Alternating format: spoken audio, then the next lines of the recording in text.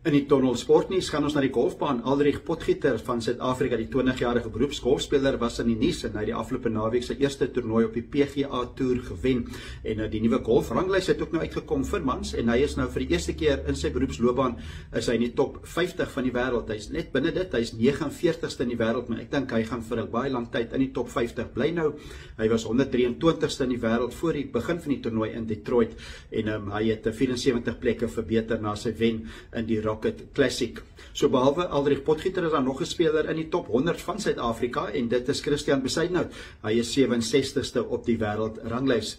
Die top 3 op hierdie stadium op die golfranglys het onveranderd gebly. Dit is steeds Scottie Scheffler wat gemaklik voor is en dit is Rory McIlroy in die tweede plek en dan is dit Xander Schauffele van Amerika derde plek. Die top 10 is grootliks Amerikaanse golfspelers, met waarheid te sê daar's net 3 Europese spelers in die top 10. Die ander 7 is almal van Amerika. Dit is nommer 9 Sepp Straka, hy's van Europa en ook Ludwig Aberg, hy's 10de ook van Europa. So is interessant wees dat die vorm volgens die wêreldranglys wys dat die Amerikaanse golfspan het 'n goeie kans om goed te doen in die Ryder beker wat bietjie later van die jaar begin. En ook baie interessant, die kaptein van Amerika se golfspan, dit is Keegan Bradley. Hy is 7de op die wêreldranglys nadat hy ook 2 weke terug op die PGA Tour gewen het. So interessant wees om te sien of hy net kaptein gaan wees en of hy homself gaan kies om met daai span te speel teen Europa in die Ryder beker. Dis golfnuus op die Tonnel.